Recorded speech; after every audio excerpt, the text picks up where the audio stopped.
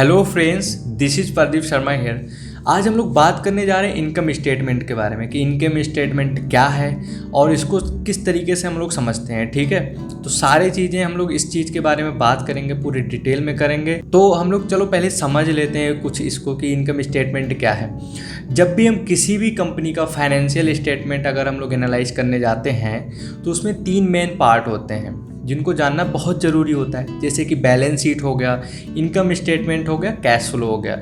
हम लोगों ने पिछले वीडियो में बैलेंस शीट के बारे में पूरा कवर किए हैं। अगर आपने नहीं देखा तो जाके उस चीज़ को देखिए और समझिए किस तरीके से हम लोग एनालाइज करते हैं। ठीक है, तो आज हम लोग इनकम स्टेटमेंट के बारे में बात करने जा रहे हैं। इनकम स्टेटमेंट को हम लोग प्रॉफिट एंड लॉस स्टेटमेंट भी बोलते हैं। इसको हम लोग कुछ इस तरीके से समझते हैं।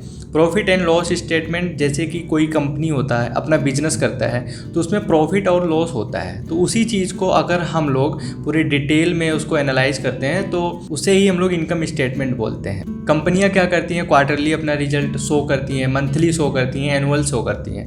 तो इस तरीके से वो अपना P&L शो करते रहते हैं ताकि पता चल सके कि हाँ, इस कंपनी में कितना प्रॉफिट हो रहा है, कितना लॉस हो रहा है। ये एक इन्वेस्टर के लिए बहुत ही हेल्पफुल साबित होता है। P&L स्टेटमेंट को हम कुछ इस तरीके से समझते हैं। मान लीजिए कि आपने 100 रुपये का सामान लिया और उसको 150 रुपये में आपने बेच दिया, तो क्या हुआ, आपको 50 रुपये का प्रॉफिट हो गया। तो आपने जो एक्सपेंसेस में दिया 100 रुपया दिया और 50 रुपये का आपका प्रॉफिट हो गया।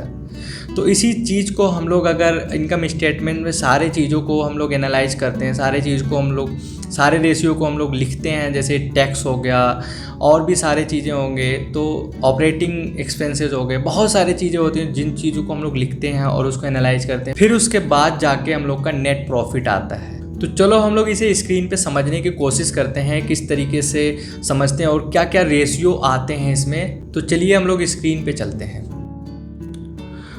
चलो हम लोग स्क्रीन पे आ चुके हैं और यहाँ पे हम लोग को लिखना है स्क्रीनर। ये बहुत ही बढ़िया साइट है जो अगर हम लोग फंडामेंटल एनालिसिस करते हैं किसी भी कंपनी का तो बहुत ही इजी इंटरफेस है। इस तरीके से आप कर सकते हैं। बाकी आप टिकर टैब भी यूज कर सकते हैं, कोई दिक्कत नहीं है। फ़िलहाल मुझे ये इजी लगता है तो इस तरीके से मैं इसे यूज़ करता हूँ। चलो ये यहाँ पे अब क्या करना है, हमको कंपनी सर्च करना है। ठीक है, सपोज चलो हम लोग रिलायंस ले लेते हैं, रिलायंस इंडस्ट्री। ठीक है, अब इसको हम लोग समझने की कोशिश करते हैं। अब क्या हुआ, देखो इसमें स्टॉक पी हो जाए, जो पी रेशियो होता है, ROC है, जो ROE है, बहुत सारी चीज़ें। तो इसको तो हम लोग अभी डिस्कस नहीं करेंगे, आने वाले टाइम में सारे चीज़ों के बारे में हम लोग जब फंडामेंटल एनालिसिस करेंगे तो सब डिस्कस करेंगे, डोंट वरी। चलो हम लोग आते हैं यहाँ पे मेन जगह पे। ये देखो कंपनी क्वार्टरली रिजल्ट जो है इस तरीके से शो करती है। देखो इस तरीके से, ये दिसंबर 2019 है, फिर मार्च है, 3-3 महीने में ये शो करता है कि किस तरीके से हमारा प्रॉफिट है, किस तरीके से और क्या है। तो इस तरीके से चलो हम लोग यहाँ, ये प्रॉफिट एंड लॉस आ गया। ठीक है, यहाँ पे हम लोग समझने की कोशिश करते हैं, जिसे हम लोग इनकम स्टेटमेंट बोलते हैं। जैसे जनरली ये ईयरली वाइज होता है कि एनुअल इसे रिपोर्ट, जैसे कंपनी एनुअली इसे शो करता है इस तरीके से। देखो चलो हम लोग यहाँ समझते हैं। जैसे यहाँ फर्स्ट नंबर यहाँ पे दिख रहा है सेल्स। सेल्स का मतलब देखो कंपनी कितना सेल्स करती है, मतलब सेल्स ग्रोथ है। ये यहाँ पे अगर हम क्लिक करते हैं, ये देखो सेल्स ग्रोथ आ रहा है यहाँ पे। ये कंपनी किस तरीके से इसका ग्रोथ है, 30%, 34, फिर 10, फिर मतलब इस तरीके से ग्रोथ हो रहा है इसका। ठीक है, सेल्स ग्रोथ है। उसके बाद आता है एक्सपेंस। एक्सपेंस में मतलब कि आप जो इन्वेस्ट करते हैं जिस चीज़ के ऊपर, मटेरियल कॉस्ट हो गया, मैन्युफैक्चर कॉस्ट हो गया, एम्प्लॉय कॉस्ट हो गया, अदर कॉस्ट हो गया, इस तरीके से परसेंटेज वाइज इसमें कैलकुलेशन आता है। जितना आप इन्वेस्ट करते हैं कोई चीज़ जैसे खरीदने में, जो कंपनी आपका कर रहा है कि मतलब आप खर्चा करते हैं तब फिर उसके बाद कमाते हैं, तो बस वही है एक्सपेंस। ठीक है, उसके बाद ऑपरेटिंग प्रॉफिट, मतलब कि जैसे आपका जो सेल्स हुआ, जो भी बना के बेचा, तो उसका जो है मान लिया जाए कि आपने इतने रुपए का बेचा है। ठीक है, मतलब कि आपने इतना पैसा डाला है उतना कमाने के लिए, ये जो दिख रहा है फर्स्ट नंबर। ठीक है, अगर जो एक्सपेंस है और सेल्स में इसको जो अगर माइनस कर देते हैं तो हमें ऑपरेटिंग प्रॉफिट मिलता है इस तरीके से। मतलब कि जो आपकी कंपनी काम कर रही है, चाहे किसी भी फील्ड का काम हो, मान लिया जाए आपकी कंपनी कोई कपड़े की धंधा कर रही है या फिर कोई भी XYZ, कुछ भी पकड़ सकते हैं, तो इन दोनों इसको जब माइनस करेंगे तो आपका ऑपरेटिंग प्रॉफिट है, OPM, मतलब ऑपरेटिंग प्रॉफिट मार्जिन, जिसे हम लोग OPM बोलते हैं। इस तरीके से परसेंटेज वाइज कैलकुलेट होता है कि इतना प्रॉफिट जनरेट हो रहा है। आपकी कंपनी जो ऑपरेशन कर रही है, मतलब कि जो काम कर रही है, जो आपका बिजनेस है, उस बिजनेस से आपका इतना प्रॉफिट आ रहा है, ये ईयरली वाइज आपका कैलकुलेट होता है। उसके बाद अदर इनकम आता है। अदर इनकम में जैसे एक्सेप्शनल आइटम्स, मतलब कि ऐसे चीज़ें जैसे कि जिसका कोई कंफर्म नहीं होता, वो अचानक हो जाए।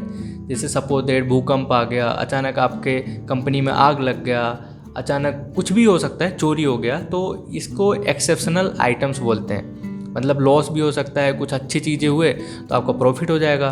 मतलब ऐसी घटना या कुछ अचानक मतलब होता है, तो इस तरीके से हम लोग उसे एक्सेप्शनल आइटम्स बोलते हैं। अदर इनकम जैसे मान लीजिए कि आपने म्यूचुअल फंड में इन्वेस्ट किया है, तो वहाँ से कुछ परसेंटेज आ रहे हैं। आपकी कंपनी किसी को इंटरेस्ट के रूप में पैसे दे रखी है, तो वहाँ से आ जाते हैं। फिर उसके बाद इंटरेस्ट आता है। ये सारे P&L में रिपोर्ट किए जाते हैं। फिर डिप्रिसिएशन का मतलब ये हो गया कि जैसे मान लिया जाए कि ये मान लीजिए मेरा PC है 1 लाख का है, ठीक है, सपोज दैट। तो क्या होता है कि 1 लाख का मैंने PC ले लिया, ये 5 साल चलेगा, मेरा आराम से चलेगा, या 5 साल बाद ख़राब हो जाएगा, जो भी एक एवरेज ले लेते हैं। तो अगर हम हर साल माइनस करते हैं तो 20,000 के एवरेज से हमारा माइनस होगा 5 साल, तब जाके हमारा 1 लाख माइनस होगा। तो ये भी इसी तरीके से होता है डिप्रिसिएशन। मतलब किसी भी सामान का वैल्यू धीरे धीरे कम होता है, तो उसे डिप्रिसिएशन बोलते हैं। आपकी कंपनी में मशीनरी आइटम हो जाते हैं, बहुत सारी चीज़ें हैं जो धीरे धीरे करके उसकी वैल्यू कम होती है, तो बस उसे डिप्रिसिएशन बोलते हैं। तो वो सारे चीज़ें इसमें हम इसमें किए जाते हैं, इसमें नोट डाउन करते हैं जब भी इनकम स्टेटमेंट बनता है। प्रॉफिट बिफोर टैक्स, मतलब कि जो प्रॉफिट हुआ है बिना टैक्स के, उसके बाद जब टैक्स भरते हैं, उसके बाद फिर लास्ट में नेट प्रॉफिट आता है, ये वाला जो आपको दिख रहा है। उसके बाद सारे चीज़ें, ये सब चीज़ माइनस करने के बाद और भी सारी चीज़ें करने के बाद फिर जाके आपको नेट प्रॉफिट मिलता है, इस तरीके से। उसके बाद आता है EPS, अर्निंग पर शेयर, मतलब कि एक शेयर से वो कितना कमा रहा है। उसके बाद डिविडेंड आता है, मतलब कि कंपनी कितना डिविडेंड पे आउट करती है। तो बस यही होता है, सिंपल होता है और कुछ भी नहीं होता। बाकी आगे चल के जब हम लोग फंडामेंटल एनालिसिस करेंगे तो इसको हम लोग पूरे डिटेल में बातें करेंगे, सो डोंट वरी उसके लिए। सो आई होप कि आपको समझ में आ गया होगा इनकम स्टेटमेंट के बारे में, कि इनकम स्टेटमेंट क्या है और किस तरीके से हम लोग एनालाइज करते हैं, इस तरीके से। सो अगर आपको वीडियो पसंद आ रहा है तो लाइक करें, शेयर करें, सब्सक्राइब करें, कमेंट करें। कमेंट जरूर करिए ताकि हमको पता चल सके कि आपको वीडियो समझ में आ रहा है कि नहीं आ रहा है। सो आज के लिए बस इतना ही। सो तब तक के लिए follow the trend and make your trade easy, bit trend. Thanks for watching this video, bye bye.